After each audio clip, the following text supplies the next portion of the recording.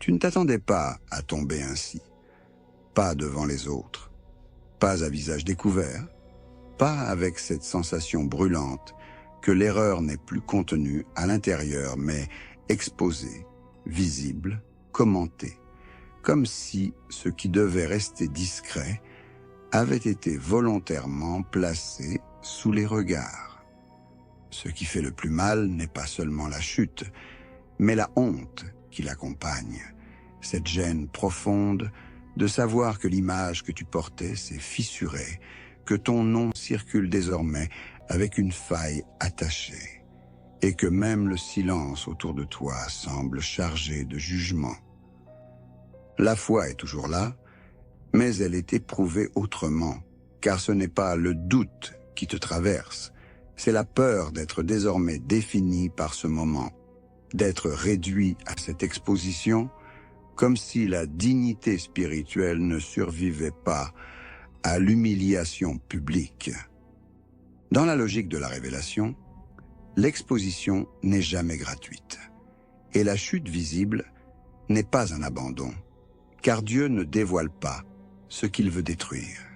Il dévoile ce qu'il veut corriger, protéger et empêcher de se durcir derrière une image intacte. Il existe une loi sévère et miséricordieuse où ce qui est caché trop longtemps finit par être montré, non pour écraser définitivement, mais pour retirer ce qui gonfle en silence, car l'orgueil discret est plus dangereux que l'erreur reconnue, et l'image préservée peut devenir un piège durable. Lorsque Dieu voulait enseigner le retour sincère à l'humanité, il n'a pas gardé la faute d'Adam dans le secret. Il l'a rendu connu pour que le repentir devienne un chemin ouvert. Lorsque Dieu voulait préserver l'humilité de David malgré son rang, il n'a pas dissimulé son erreur. Il l'a rendue reconnaissable pour empêcher toute suffisance. Lorsque Dieu voulait élever le rang de Aïcha, il ne l'a pas protégée du regard public. Il l'a exposée à une humiliation qui a purifié son nom durablement. Lorsque Dieu voulait corriger une confiance excessive, il n'a pas choisi une correction discrète. Il a permis une défaite visible à Unaïn. Lorsque Dieu voulait recentrer la reliance du prophète, il ne l'a pas épargné de revers apparents. Il les a rendus visibles pour préserver la droiture du chemin. Après cette accumulation, l'exposition cesse d'être un accident isolé et elle apparaît comme une méthode récurrente, dure mais précise, où ce qui doit être protégé intérieurement est d'abord écrasé extérieurement afin que le cœur ne se construise plus sur l'admiration ou la réputation. Ce qui a été exposé en toi n'était peut-être pas ton essence, mais une posture, une image, une manière d'être perçu qui commençait à compter trop lourdement, et cette perte fait mal parce qu'elle retire une protection sociale qui rassurait même quand elle n'était pas recherchée consciemment. Il y a une violence particulière dans le regard des autres quand ils changent, dans la sensation d'être observé autrement.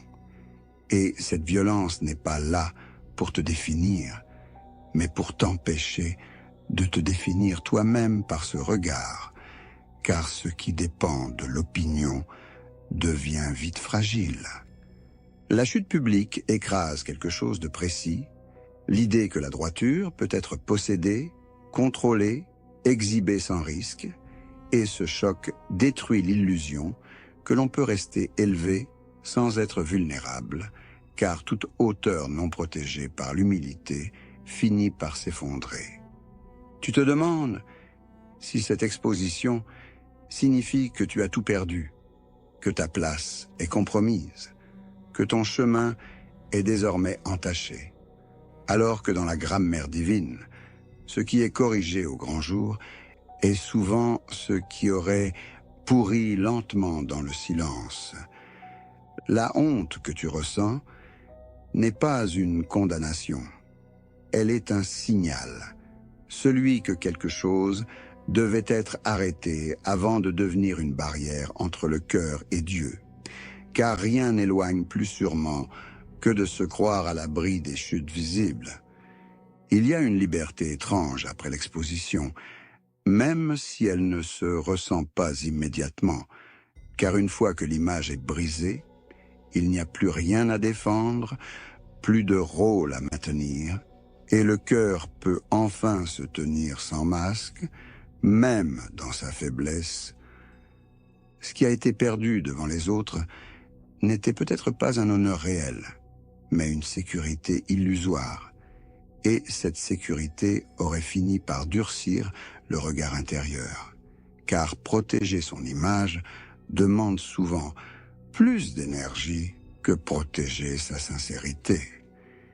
Être vu dans sa chute est douloureux, mais rester enfermé dans une image parfaite est plus dangereux encore, car l'orgueil discret survit mieux dans le silence que dans l'exposition.